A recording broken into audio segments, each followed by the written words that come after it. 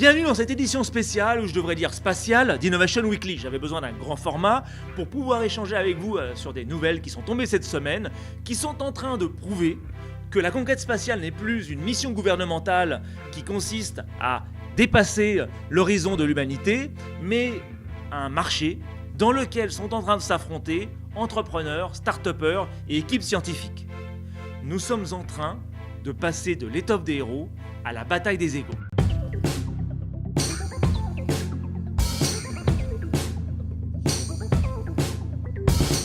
L'info principale de la semaine a été l'annonce par la fondation X-Prize qu'ils arrêtaient le prix Google Lunar X-Prize sans avoir trouvé de vainqueur.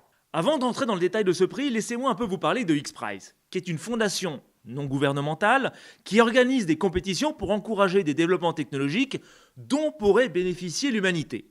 La fondation X-Prize a été fondée en 1995 par Peter Diamandis. During our lifetime that we're about to see the transformation of the human race. Dont nous avons déjà parlé parce qu'il est, avec Ray Kurzweil, l'un des cofondateurs de la Singularity University. Donc, depuis 1995, plusieurs prix ont été gagnés. Par exemple, celui de construire un tricorder à la Star Trek.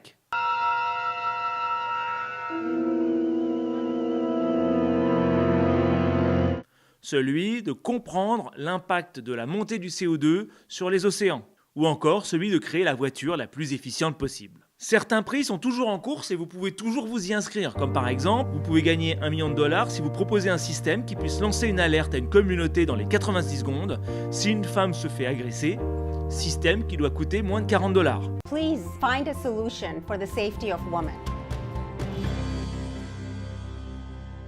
Vous pouvez également tenter de décrocher le prix de $1 750 000 en créant un système qui puisse collecter 2000 litres d'eau dans l'atmosphère et qui ne coûte pas plus que 2 cents du litre. Vous pouvez également tenter la timbale, le jackpot à $20 millions si vous pouvez proposer une solution qui transforme les rejets de CO2 des usines en matériaux de construction, combustible ou en produits d'usage quotidien. Mais, et c'est là où je reviens sur la nouvelle de cette semaine, il y a aussi des prix qui n'ont jamais été gagnés. Et donc désormais, le Google Lunar X-Prize fait partie de cette liste. Pourtant, pour obtenir ce prix de $30 millions, c'était pas si compliqué que ça. Il fallait envoyer un robot sur la Lune, le faire se déplacer de 500 mètres et transmettre de la Lune des photos HD reçues sur Terre. Vraiment, je comprends pas où est le problème. Ce prix qui avait été lancé en 2017 et finalement reporté en 2012, a été reporté encore pour 2017 et finalement a été reporté en clôture finale au 31 mars 2018.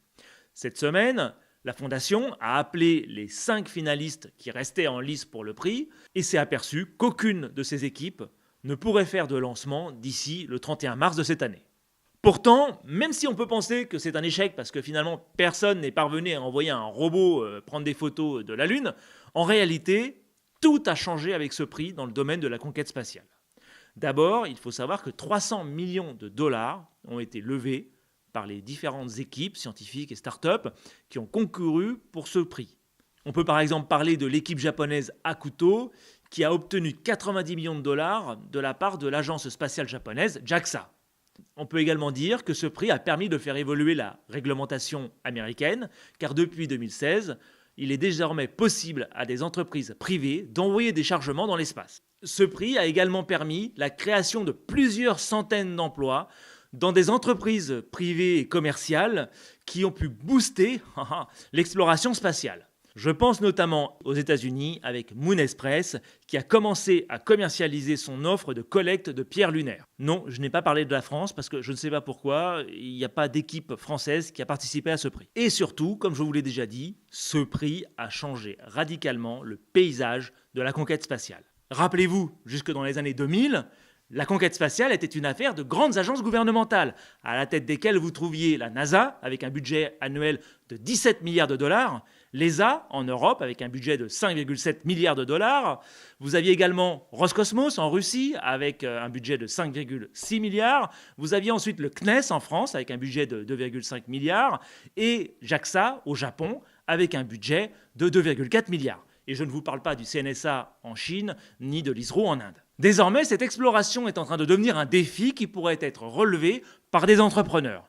parmi lesquels on trouve pas mal de milliardaires. Commençons avec le grand-père un peu fou, Richard Branson de Virgin Galactic, qui se présente comme la première ligne spatiale commerciale. Virgin Galactic a 2 divisions, à commencer d'abord par la Spaceship Company, qui propose des vols pour des touristes argentés et qui a été fondée en association avec la Mojave Aerospace, qui est l'équipe vainqueur du premier X-Prize. On y revient. Qui consistait à l'époque à concevoir un véhicule pouvant transporter 3 personnes à 100 km d'altitude, 2 fois de suite en 15 jours. La seconde division de Virgin Galactic étant Virgin Orbit, qui propose la mise en orbite de satellites de 300 kg via une roquette appelée Launcher One, lancée d'un Boeing surnommé Cosmic Girl.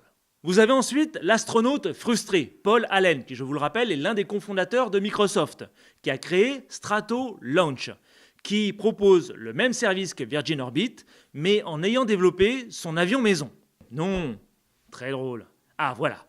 Cet avion a été développé par Skald Composites, qui est le même fabricant que l'avion qui a permis à Mojave Aerospace de gagner le X-Prize dont je vous ai déjà parlé. Vous voyez, tout est lié, c'est une grande famille. Vous avez ensuite le Jean-Claude Bourret qui vient du froid et qui fait un peu peur, Yuri Borisovich Milner, dont on a déjà parlé, car il détient 8% des actions de Facebook, 5% des actions de Twitter, et qu'il est pote en même temps avec Poutine, et a priori également avec Kushner, alors pas le ministre, le beau-fils de Trump. Il a créé une entreprise qui s'appelle Breakthrough, dont l'objectif est de créer des sondes et de les envoyer dans l'espace pour trouver des gens à qui parler.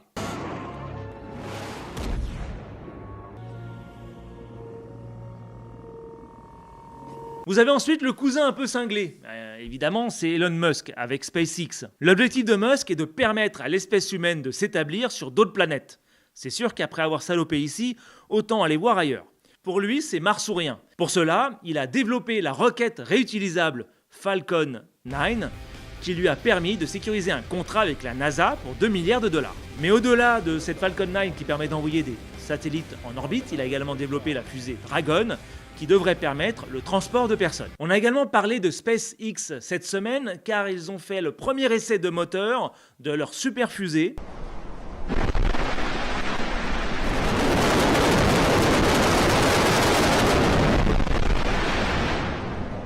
La Heavy Falcon, qui est une fusée géante qui permettra d'envoyer 54 tonnes métriques dans l'espace pour 30% du prix de son concurrent direct, qui est la Delta IV Heavy. And liftoff at dawn, the dawn of Orion and a new era of American space exploration. Musk a d'ailleurs fait rire la galerie il y a quelque temps quand il a annoncé qu'il avait mis à bord de la Heavy Falcon sa propre Tesla. L'idée étant que selon un tweet qu'il a mis en ligne il y a quelques jours, soit sa voiture allait être la première sur Mars à jouer Space Oddities, si tout se passe bien et que la fusée ne s'écrase pas au décollage. Je cite son tweet. Hashtag j'ai confiance dans mon matos.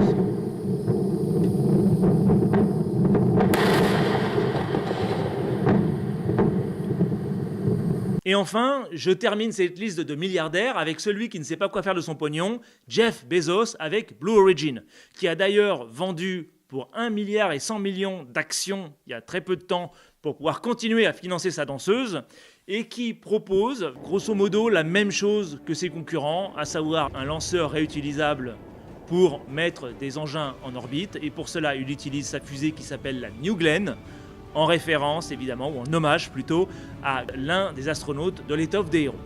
Ce qui veut dire peut-être que sur Mars, vous pourrez vous faire livrer bio.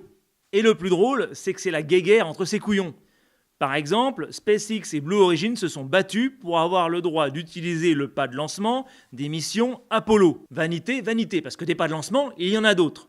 Ensuite, comme c'est SpaceX qui a gagné, Blue Origin a poursuivi SpaceX.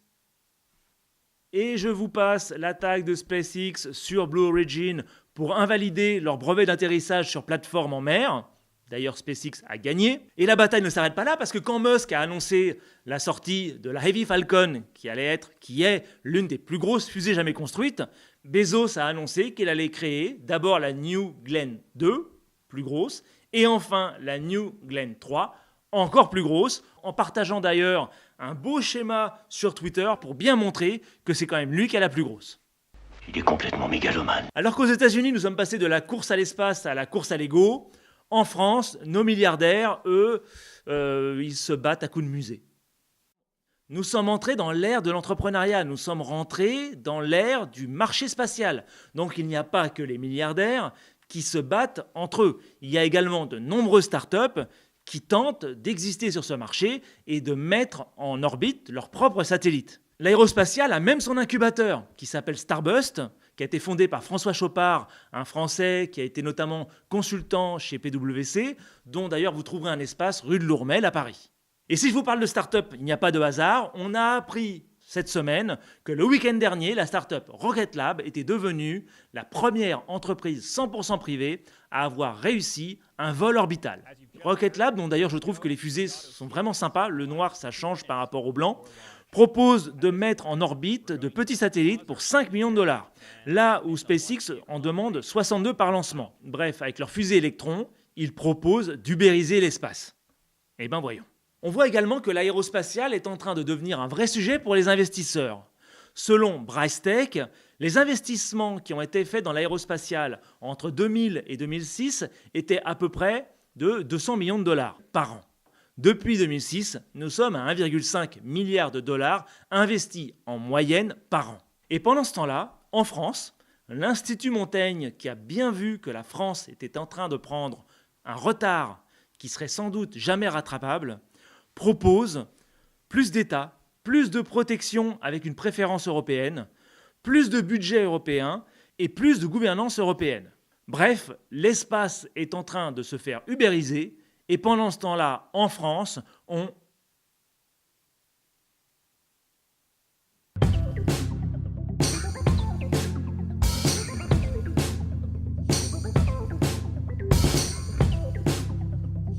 C'est bon, je peux bouger ? C'est bon, arrête, coupe.